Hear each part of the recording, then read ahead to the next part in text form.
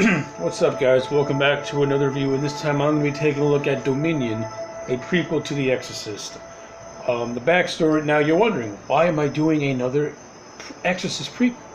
Well, I'm glad you asked that question.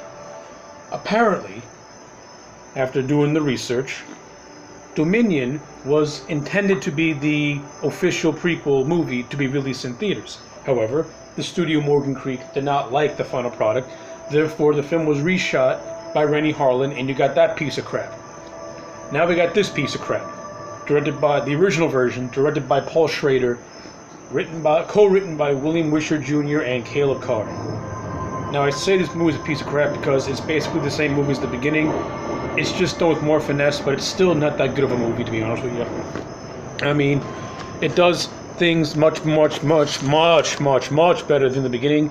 But at the same time, it's just an uninteresting story, and it's just a flat-out boring movie. And I can envision a much better story of Father Merrin's experience in Africa with his first exorcism than what was presented to me in this film. But again, like I said, at least it's more. This movie is a little bit more smarter than the beginning. It takes itself more seriously than the beginning. The direction by Paul Schrader is okay. There are a lot of scenes that just drag on, and the pacing is very sluggish.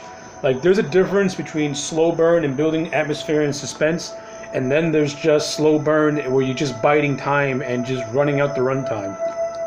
And I don't think Paul Schrader understands the difference between the two. Like, because the first couple of minutes of this movie, first off, the first 10 minutes of this movie is actually pretty good. I like it a lot. We see Father Merrin in Nazi-occupied Holland, and he's pretty much forced by the Nazis to pick 10 people from his flock to be executed because someone killed a soldier in the Nazi army, and the commander pretty much forced Father Merrin to pick out members of the congregation to be executed. And I like how the movie...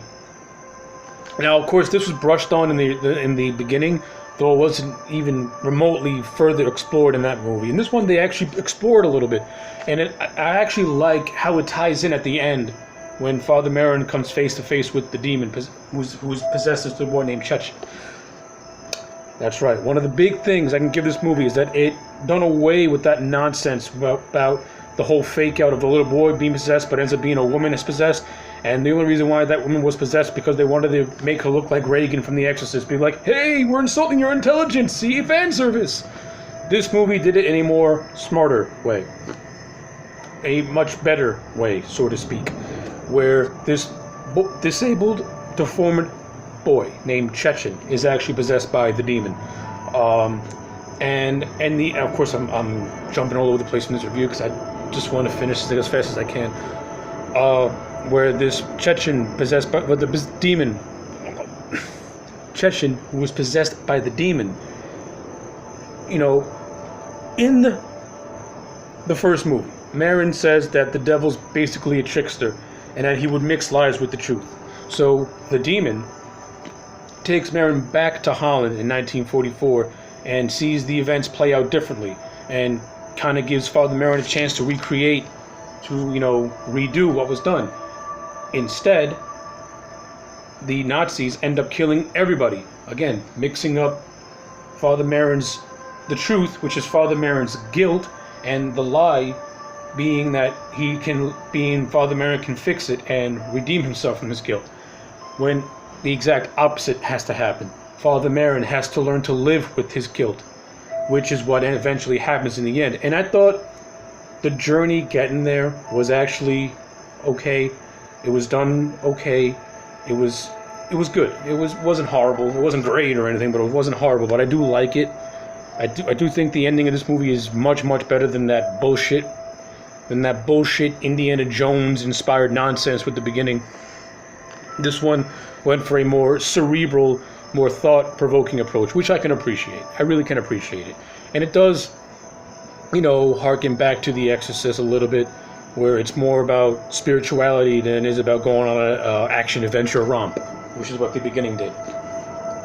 But other than that, there's this subplot with this major called Granville, who pretty much... The movie implies that maybe he was being influenced by the demon, because initially he's a good guy, has a good relationship with this African tribe, but his two men go mad and they kill each other, and he blames the villagers, and he pretty much kills one in a fit of rage, and he is wrecked with guilt to that point where he takes his own life. So I thought that was okay. The acting in this movie is much better than it was in the beginning. Stellan Skarsgård, once again, is the strong point. He is the lead, and as with the beginning, he puts on a stellar performance, but I think his performance in this movie was 10 times better than it was in the beginning. I think Paul Schrader utilized Stellan's talents a little bit better. His supporting cast is also much better as well. Thomas Mann, who was the original actor, played Father Francis in this movie. Of course, he was the original guy to play Francis until he was replaced with the reshoots. It's actually Father Francis that discovers that Chechen's possessed by the devil, and he pretty much implores Father Merrin to take care of it. After, of course, Father Francis tried to do it himself, but he ends up getting killed, and he pretty much tells Merrin, no, save the boy, stop the demon. And I also like how his character is. Now, unlike the Father Francis in the beginning, I had no fucking clue what his character was. In this version, I understand what Father Francis' character is.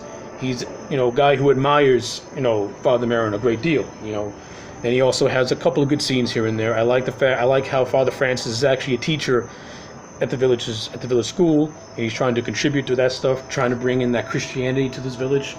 So I thought that stuff was okay.